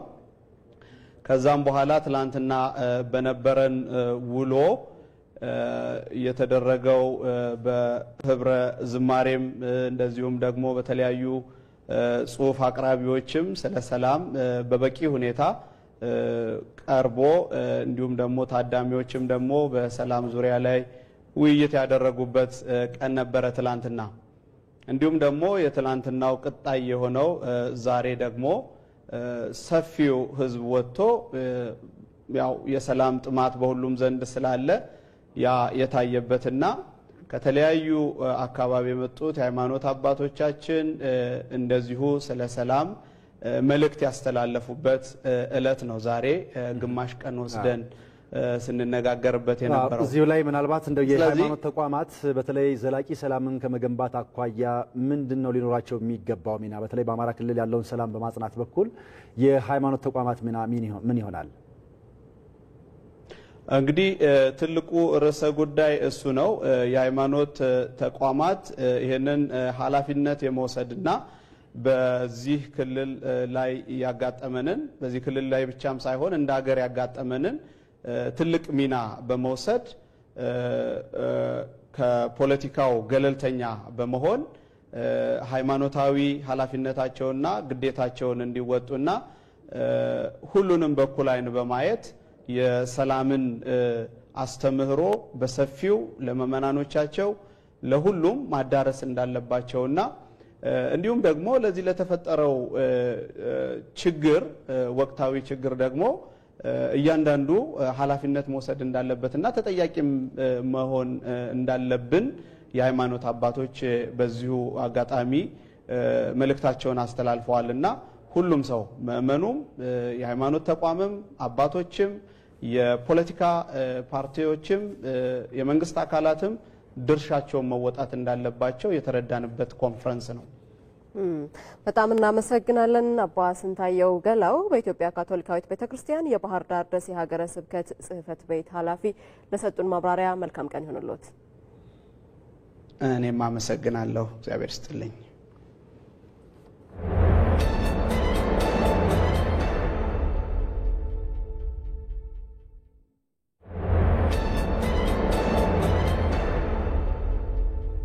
በአዲስ ቀን የሀገር ጉዳይ አድርገን ወደ ተመለከትነው ዘገባ እናልፋለን። የስራ ዕድል ፈጠራ እንዲያድግ በዘርፉ ያለውን የፋይናንስ አቅም ችግር መፍታት እንደሚገባ ተገልጿል። ሀሳብ ላይ ሀብት ማፍሰስ የስራ ዕድልን ለመፍጠር የሚያበረታታ በመሆኑ ሊተኮርበት እንደሚገባም ባለሙያዎች ይገልጻሉ። መንግስት የስራ ዕድል ፈጠራን ለማሳደግ ከግሉ ዘርፍ ጋር እየሰራ እንደሚገኝም አስታውቀዋል። በአዲስ ቀን የዜና ዝግጅት እንግዳ የነበሩት የስራና ክህሎት ሚኒስቴር ሚኒስትር ዴኤታ አቶ ሰለሞን ሶካ በስራ ዕድል ፈጠራ ባለፉት ወራት የተመዘገቡ ውጤቶች አበረታች መሆናቸውን አንስተዋል። የ11 ወር ራሱ አፈጻጸማችንን ስናይ ወደ ውጭ ሀገር ስራ ስምሪት 452000 ዜጎች መሄድ ችለዋል። እንግዲህ የሪሞት ጆብስ ራሱን የቻለ ቁጥር ነው። እሱ ሲጣራ የምንናገር ይሆናል። የሀገር ውስጥ የስራ ስምሪት የ11 ወር እቅዳችን 3.9 ሚሊዮን የስራ ዕድል መፍጠር ነው። 3.8 ሚሊዮን ማስመዝገብ ተችሏል። የኢትዮጵያ ሀገር አቀፍ የዘርፍ ማህበራት ምክር ቤት ምክትል ፕሬዝዳንት አቶ አባየሁ ግርማ በበኩላቸው የስራ ዕድል ፈጠራ እንዲያድግ ግለሰቦችን ከመደገፍ ሊነሳ ይገባል ብለዋል። ዜጎች የስራ እድል ፈጠራ ጋር ኢንዲቪጁዋልስ የሚሰሩትም የስራ እድል መከበርና መበረታታት አለበት። አሁን እዛ ላይ ሚስሊድ ያደረግናቸው ነገሮች አሉ ብዬ ገምታለሁ። ሻይ ከምታፈላው ጀምሮ የስራ እድል ፈጠራ ነው። ያን አሁን ወደ ምን አይነት መንገድ እንወስደዋለን? ህገወጥ ወደሚል መንገድ ላይ አስፓልት ላይ ተሸክመው ሲሯሯጡ ሲነግዱ ምናያቸው አሉ። የስራ እድል ፈጠራ ነው። ዜጎች በልተው ማደር መቻል አለባቸው። ሶ እነዛን ወደ ምን ፎርማል አድርገን ወደ ምን እናምጣቸው የሚለውንም ነገር መሰራት አለበት። በኦሮሚያ ክልል በዘንድሮ የመኸር እርሻ 368 ሚሊዮን ኩንታል ምርት ለማግኘት መታቀዱን የክልሉ ግብርና ቢሮ አስታወቀ። በአማራ ክልልም በመኸር ወቅቱ ምርትና ምርታማነትን ለማሳደግ የግብርና ሜካናይዜሽን ስራን ጨምሮ በርካታ ስራዎች እየተከናወኑ ስለመሆኑ ተገልጿል። ወንድማገኝ ኃይሉ በኢትዮጵያ አብዛኛው የግብርና ምርት የሚገኘው በመኸር ወቅት መሆኑን መረጃዎች ያመለክታሉ። የነቅር ለማሳካትም ክልሎች የተለያዩ ዝግጅቶችን እያደረጉ እንደሚገኙ ገልጸዋል። ከኢቲቪ ዳጉ የውይይት ፕሮግራም ጋር ቆይታ ያደረጉት በኦሮሚያ ክልል ግብርና ቢሮ የሰብል ልማት ዳይሬክተር አቶ ሙስጠፋ ሁሴን በክልሉ ለመኸር እርሻ የመሬት ዝግጅት መደረጉን ገልጸዋል። በክልሉ ለመኸር እርሻም ከ10.8 ሚሊዮን በላይ ሄክታር መሬት በሰብል ለመሸፈን መታቀዱን ጠቅሰው 368 ሚሊዮን ኩንታል ምርት ለማግኘት መታቀዱንም አስታውቀዋል። ዘንድሮ የመሬት ዝግጅትን በተመለከተ ኦልሬዲ ከ10.8 ሚሊዮን ሄክታር በላይ ነው ዘንድሮ በተለያዩ ሰብሎች እንሸፍናለን ብለን አቅደን እየሰራን ያለ ነው። ከ10.8 ሚሊዮን ውስጥ እስካሁን የታረሰው ኦልሞስት ወደ 7.8 ሚሊዮን ሄክታር ታርሷል። ኦልሞስት ይሄ ከ73% በላይ አንደኛ ዙር ታርሷል ማለት ነው። ከዚህ ውስጥ ኦልሞስት ወደ 2.5 የሚሆነው በትራክተር ነው የታረሰው። ይሄም ግብርና ለማዘመን በጣም አስተዋጽኦ ስለሚኖረው የምርትና ምርታማነትን ለመጨመር ትልቅ አስተዋጽኦ ስለሚኖር እዚህ ላይ እንደ ዋና ኢኒሼቲቭ ይዘን እየሰራን ያለ ነው። በአማራ ክልል ግብርና ቢሮ የሰብል ልማት ዳይሬክተር ዶክተር ማንደፍሮ አስላከ በበኩላቸውም በክልሉ ለ2017-18 ዓ.ም የምርት ዘመን የመኸር እርሻ ዝግጅት ስራዎች መሰራታቸውን ተናግረዋል። ምርትና ምርታማነትን ለማሳደግም የግብርና ቴክኖሎጂን ጨምሮ በርካታ ስራዎች እየተከናወኑ ነው ብለዋል።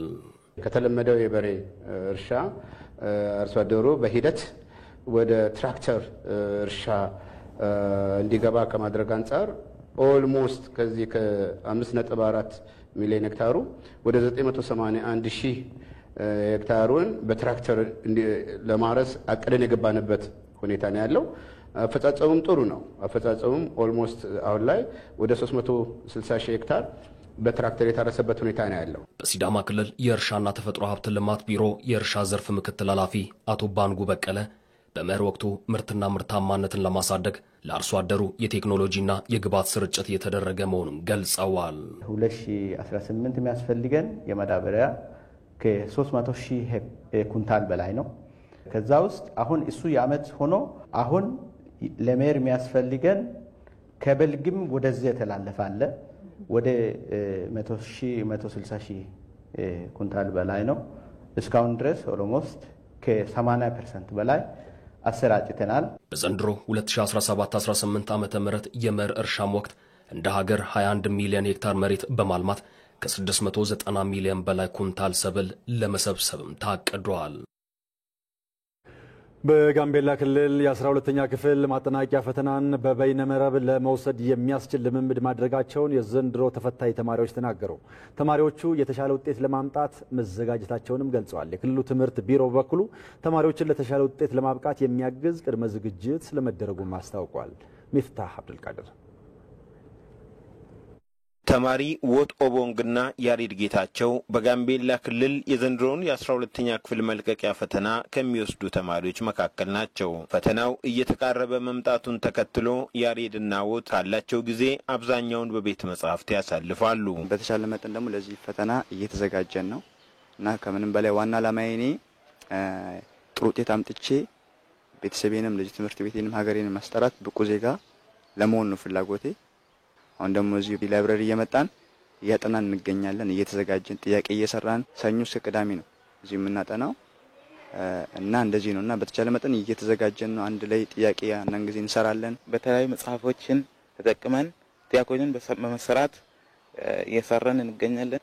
የ12ኛ ክፍል ኢንትራንስ ፈተና ከ400 በላይ ማምጣት ዝግጅት እያደረጉኝ ይገኛለሁ።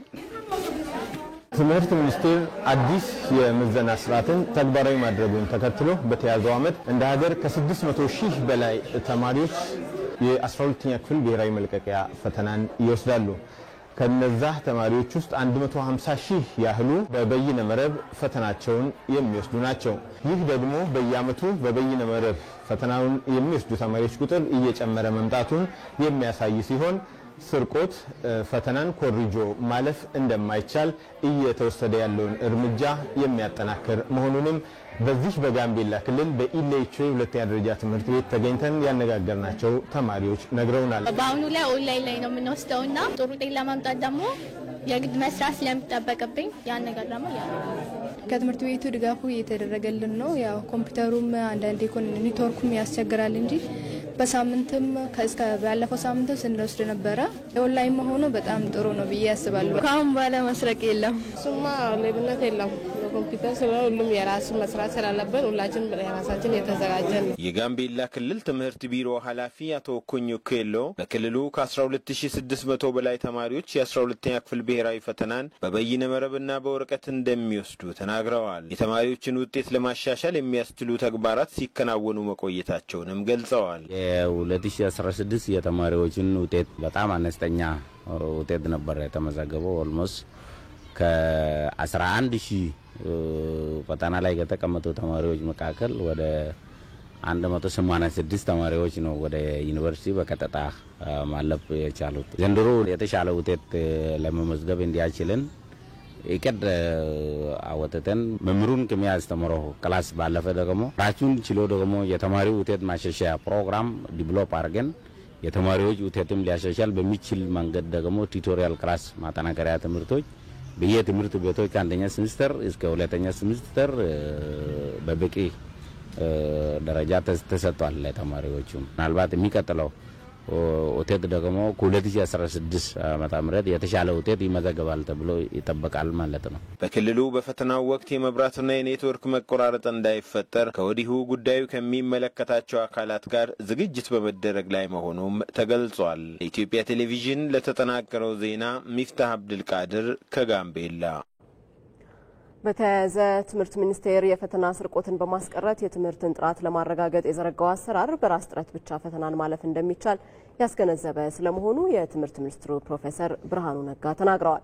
የትምህርት ሚኒስትሩ ፕሮፌሰር ብርሃኑ ነጋ ለኢቲቪ እንደገለጹት የፈተና ስርቆት በማህበረሰቡም ሆነ በሀገር ላይ ከፍተኛ ጉዳት የሚያስከትል በመሆኑ ይህንን ለማስቀረት የተወሰደው እርምጃ በትምህርት ማህበረሰቡ ዘንድ የኃላፊነትና የተጠያቂነት ስሜት ስለመፍጠሩ አንስተዋል።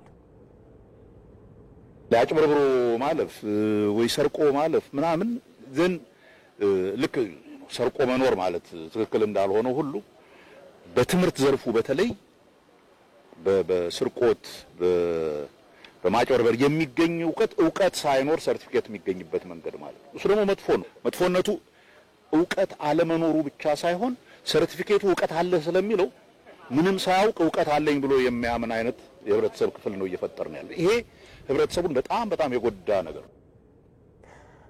ሪፖርተራችን ሚፍታህ አብዱልቃድር እንደዘገበው በቀጣዮቹ ዓመታት ሙሉ በሙሉ ፈተናው በበየነ መረብ ለመስጠት የሚያስችል ዝግጅት በመደረግ ላይ ስለመሆኑም ፕሮፌሰር ብርሃኑ ነጋ ተናግረዋል። በሌላ በኩል በጅማ ዞን የ12ኛ ክፍል ማጠናቂያ ፈተናን የሚወስዱ ተማሪዎች ብዛት ከ12900 በላይ መሆኑ ተገልጿል። የትምህርት ጽህፈት ቤቱ ነው ይሄን የገለጸው። ጽህፈት ቤቱ ተማሪዎችን ለተሻለ ውጤት ለማብቃት በሚያግዝ መልኩ ቅድመ ዝግጅት ስለመደረጉም እንደዚሁ አንስተዋል።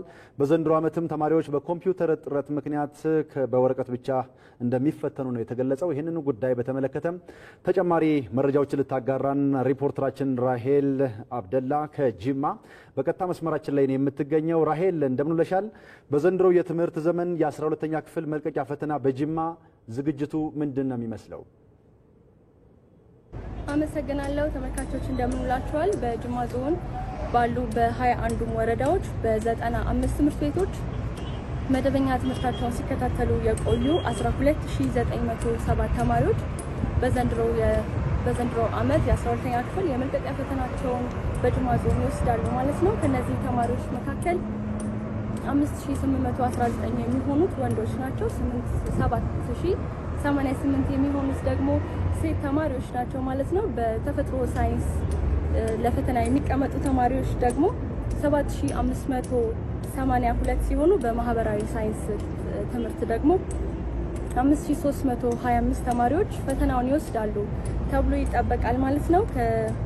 ቀደም ሲል እናንተም እንደገለጻችሁት በዞኑ ባጋጠመ የኮምፒውተር የኢንተርኔት እንዲሁም የብቁ የሰው ኃይል እጥረት ምክንያት በዘንድሮ ዓመት የሚሰጠው የ12ኛ ክፍል የመልቀቂያ ፈተና በወረቀት ብቻ እንደሚሰጥ ነው ያገኘነው መረጃ የሚያመላክተው። እንግዲህ ፈተናዎች በዩኒቨርሲቲ ግቢ ውስጥ እንደሚሰጡ ይታወቃል። በዚህ ዞን ያሉ ተማሪዎች በጅማ ዩኒቨርሲቲ ነው ፈተናቸውን የሚያደርጉት ማለት ነው። ከሰኔ 21 እና 22 መግቢያቸውን እንደሚያደርጉ መረጃዎች አግኝቻለሁ። የናቹራል ሳይንስ ተማሪዎች ማለት ነው። ሶሻል ሳይንስ ተማሪዎች ደግሞ ሰኔ 29 እና 30 ለፈተና ወደ ጅማ ዩኒቨርሲቲ ይገባሉ ማለት ነው።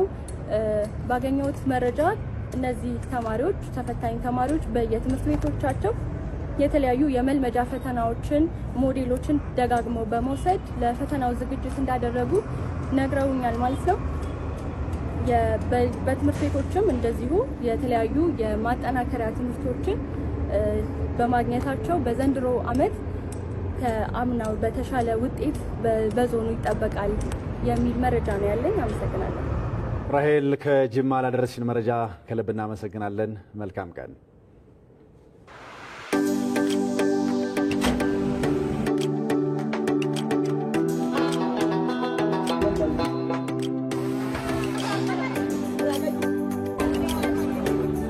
እንኳን ደህና መጣችሁ።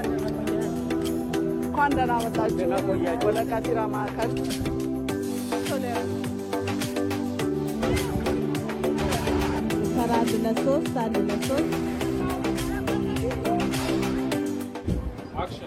አንድ 100 ዓመታት ባስቆጠረው ጥንታዊ የገበያ ማዕከል ላይ ሐሳብ እንለዋወጣለን። እምዬ ቀፊራ መልካም ስም አለሽ፣ የመጣውን ሁሉ ትቀበያለሽ። ብሔር ሳይታሰብ ዘር ሳይታሰብ ለኔ ትልቅ የፍቅር ምሳሌ የገበያ ቦታ ነው። አብሮ ከማደግ አብሮ ከመኖር ጋር የገነባችሁ ሴት ምን ይመስላል? የተለያየ አመለካከት ሊኖር ይችላል፣ መብቱ ነው። ግን በአመጽ አይደለም። በታሪክ ውስጥ እኛ አብረን ነው ያሸነፍነው። ስንት ናት ንገረኝና ዋጋዋን ይጀልር ስል አቦ ኢትዮጵያ አሸንፋለች ይዘኪር ነው ያለኝ። የተሻለች ኢትዮጵያን ለመገንባት መጀመሪያኛ ሰው መሆን ያስፈልጋል። ያለችኝ አንድ ሀገር ነው። ከጊዜያዊ ጥቅም አገር ይበልጣል። ይሄንን ህዝብ በጭራሽ መበተን አይቻልም።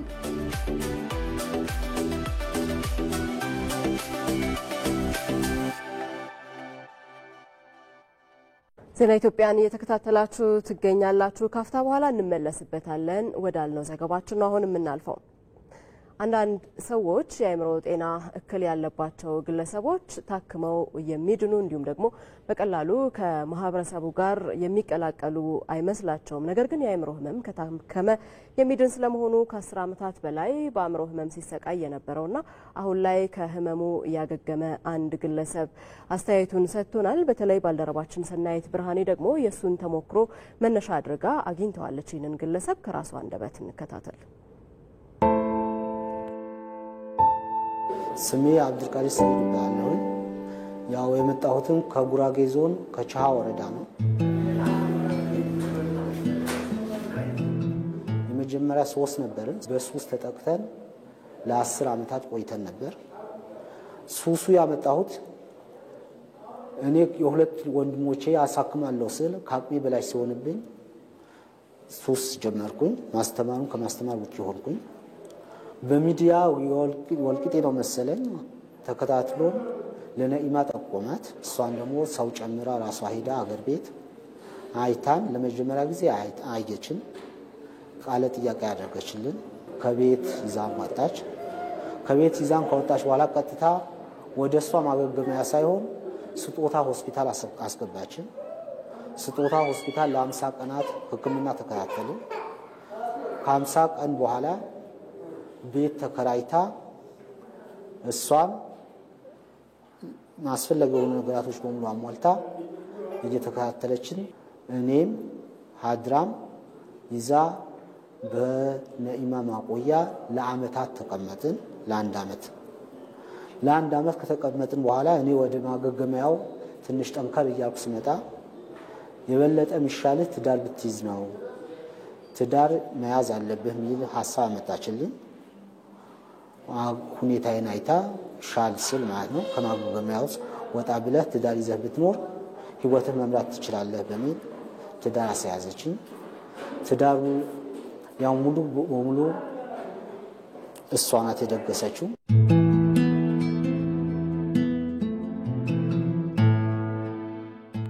ያለሁበት ደረጃ ሳይው በጣም ደስታ ነው የሚሰማኝ። ጅምር ላይ በህመም ላይ ነበር የተሰቃየሁት በሱስ።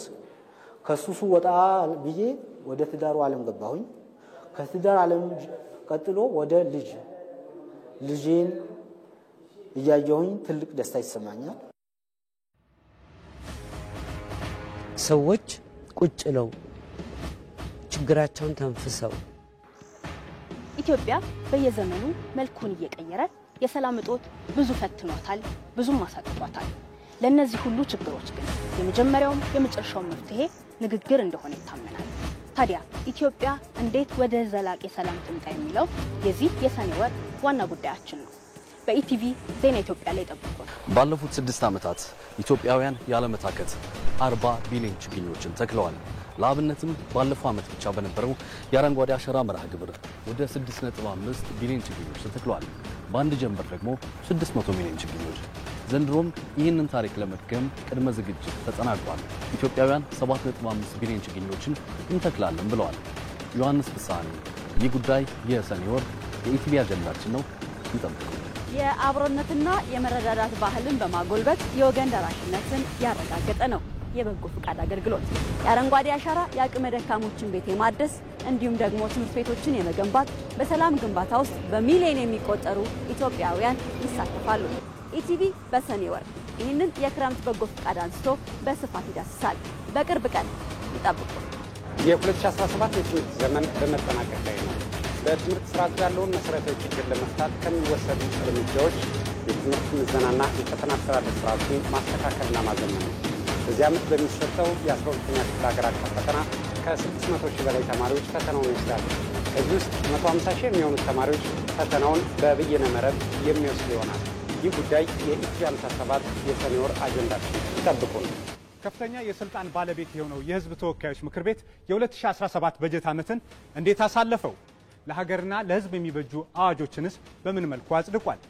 በበጀት ዓመቱ የታቀዱ ሀገራዊ እቅዶችስ አፈጻጸማቸው ምን ደረጃ ላይ ደርሷል? የበጀት ዓመቱን የምክር ቤቱን አፈጻጸም የተመለከቱ ዘገባዎችን ኢቲቪ በሰኔ ወር ወደ እናንተ ያደርሳል። ይጠብቁን።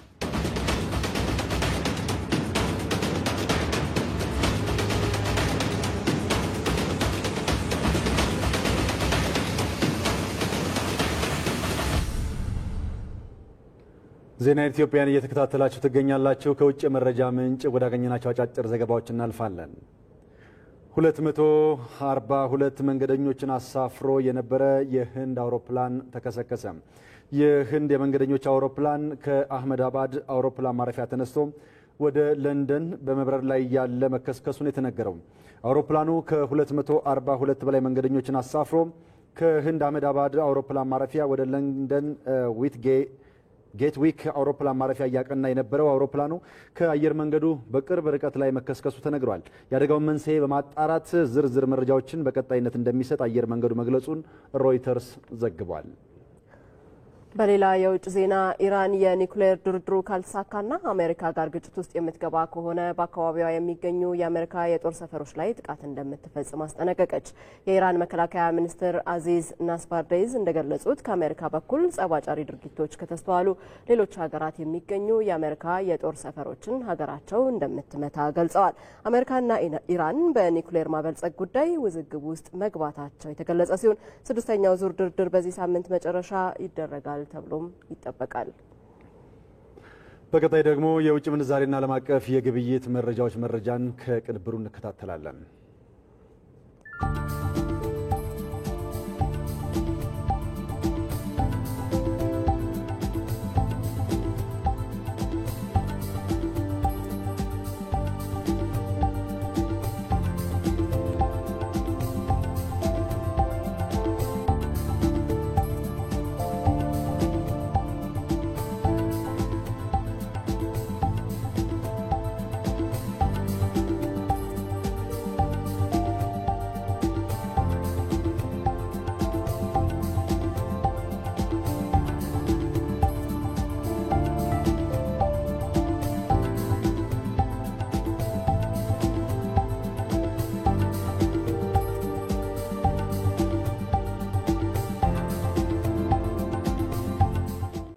ወደ ስፖርት ዘገባችን አለፍን። ማሜሎዲ ሰንዳውንስ በዓለም ክለቦች ዋንጫ ጠንካራ ተፎካካሪ ይሆናል ሲሉ የክለቡ ስፖርቲንግ ዳይሬክተር ፍሌሚንግ በርግ ተናገሩ። ክለቡ የደቡብ አሜሪካ ተጫዋቾችን በማስፈረም ጠንካራ ስብስብ መገንባት ችሏልም ተብሏል። ነጻነት ጫን ያለው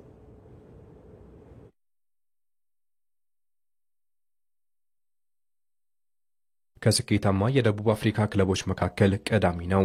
የአገሪቱን የሊግ ዋንጫ ለ18ኛ ጊዜ ማሳካት የቻለው ይህ ክለብ አፍሪካን በመወከል ዳግም ለሁለተኛ ጊዜ በዓለም የክለቦች ዋንጫ ለመሳተፍ ወደ አሜሪካ ጉዞውን አድርጓል።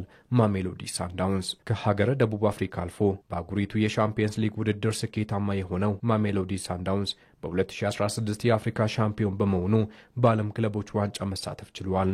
ከሳንዳውንስ በተጨማሪ የግብጽ ክለቦችና የቱኒዚያ ክለቦች በተደጋጋሚ በዓለም ክለቦች ዋንጫ አፍሪካን ቢወክሉም አይደለም የውድድሩ አሸናፊ ከምድብ ለማለፍ እንኳ ሲቸገሩ ይስተዋላል። ከሳምንታት በፊት ዳግም በአፍሪካ ሻምፒዮንስ ሊግ ለፍጻሜ ደርሶ በግብፁ ፒራሚድስ ዋንጫውን የተነጠቀው ማሜሎዲ ሳንዳውንስ በአዲስ መልክ 32 ክለቦች በሚሳተፉበት የክለቦች ዓለም ዋንጫ ከዚህ ቀደም የነበረውን ከተሳትፎ ያልዘለለ ውጤት ቀይሮ ጠንካራ ተፎካካሪ ለመሆን ወደ አሜሪካ ተጉዟል። ከዚህ ቀደም ለ7 ዓመታት የእንግሊዙ ክለብ ቼልሲ መልማይ የነበሩት ዴንማርካዊው ፍሌሚንግ ቤርግ የደቡብ አፍሪካውን ክለብ በስፖርቲንግ ዳይሬክተርነት ከተረከቡ በኋላ ጠንካራ ቡድን ገንብተዋል። ማሜሎዲ ሳንዳውንስ የደቡብ አፍሪካ ሊግ የበላይ እንዲሆን ብቻ ሳይሆን በአህጉር አቀፍና በዓለም አቀፍ ደረጃ ጠንካራ ተፎካካሪ እንዲሆን አቅደን እየሰራ ነው ሲሉ ዳይሬክተሩ አስተያየታቸውን ሰጥተዋል። በቼልሲ ቤት እያሉ የደቡብ አፍሪካን ሊግ ጠንቅቀው እንደሚያውቁ የሚናገሩት ፍሌሚንግ ቤርግ አፍሪካውያን ተጫዋቾች ወደ አውሮፓ እንደሚያቀኑት ሁሉ የደቡብ አሜሪካና የሌሎች ሀገራት ተጫዋቾች ወደ አፍሪካ ማምራት አለባቸው በሚል ውጥናቸውን አሳክተዋል። አሁን ላይ ማሜሎዲ ሳንዳውንስ ከያዛቸው ምርጥ ተጫዋቾች መካከልም የብራዚል፣ የቺሊ፣ የዩራጋይና ቦሊቪያ ተጫዋቾች ይገኙበታል። የደቡብ አሜሪካ ሀገራት ተጫዋቾች በዓለም ተወዳጅ እንደሆኑ ሁሉ የማሜሎዲ ሳንዳውንስ ስፖርቲንግ ዳይሬክተሩ ፍሌሚንግ ቤርግ ከታታሪነትና የግል ብቃት ጋር ተያይዞ የዚህን አህጉር ተጫዋቾችን አብዝተው ያደንቃሉ። ይህንን ተከትሎም ከቤልጅየም ሁለተኛ ሊግ ብራዚላዊውን የ10 ቁጥር ለባሽ ሉካስ ሪቤሮን 3 ወራት በፈጀው የዝውውር ሂደት ቀዳሚ ፈራሚያቸው አድርገዋል። ከዚህ በኋላ ቺሊያዊው ማርሴሎ አሌንዴና ሌሎች የደቡብ አሜሪካ ሀገራት ተጫዋቾች ሳንዳውንስን ተቀላቅለዋል። በዚህ ደረጃ ከደቡብ አፍሪካ ተጫዋቾች ባሻገር በደቡብ አሜሪካ ሀገራት ተጫዋቾች ቡድኑን መገንባት የቻሉት ሰውየው የአህጉሪቱን ሊግ ዋንጫን ካሳኩ በኋላ በዓለም ክለቦች ዋንጫ የተለየ ነገርን አለመዋል። ይህም ማሜሎዲ ሳንዳውንስ ከሀገርና ከአህጉር አልፎ በዓለም ደረጃ ጠንካራ ተፎካካሪ እንዲሆን ተሰርቷል የሚሉት ቤርግ እቅድና ህልማችን ይህንን ማሳካት ነው ይላሉ። ከቀናት በኋላ በሚጀምረው የዓለም ክለቦች ዋንጫ ማሜሎዲ ሳንዳውንስ ጠንካራ ተፎካካሪ እንጂ ከምድብ የሚሰናበት ቡድን እንዲሆን አንፈልግም ብለዋል። በአፍሪካ እግር ኳስ ኮንፌዴሬሽን ፕሬዝዳንት ፓትሪስ ሞሴፔ ባለቤትነት የሚመራው ማሜሎዲ ሳንዳውንስ በዓለም ክለቦች ዋንጫ ቀዳሚ የምድብ ጨዋታውን ከ6 ቀናት በኋላ ከደቡብ ኮሪያ ኡልሳን ኤችዲ ጋር የሚያከናውን ሲሆን ሁለተኛውን ጨዋታ ከጀርመኑ ቦሩሲያ ዶርትሙንድ ሶስተኛውን ደግሞ ከብራዚሉ ፍሉሚኔንሴ የሚያከናውን ይሆናል። ከሳንዳውንስ በተጨማሪ የግብፁ ክለብ አልሃሊም፣ የቱኒዚያው ኤስፕራንሴ ዲ ቱኒዝ እና የሞሮኮ ዋይዳድ ካዛብላንካ አፍሪካን በመወከል በክለቦች የዓለም ዋንጫ ይሳተፋሉ። ከኢትዮጵያ ቴሌቪዥን ከእኩለ ቀን 6 ሰዓት ጀምሮ በርካታ ጉዳዮች የተስተናገዱበት የዛሬው የዜና ኢትዮጵያ መሰናዷችን በዚህ ተጠናቋል። አብራችሁን ስለነበራችሁ እናመሰግናለን። መታሰቢያ ደረጀና ጌታቸው ይግዛው የዛሬ ዕለተ ሐሙስ ዜና ኢትዮጵያን እየመራን በቀጥታ ስርጭት ከእናንተ ጋር ቆይታ አድርገናል። በሰላም ዋሉ።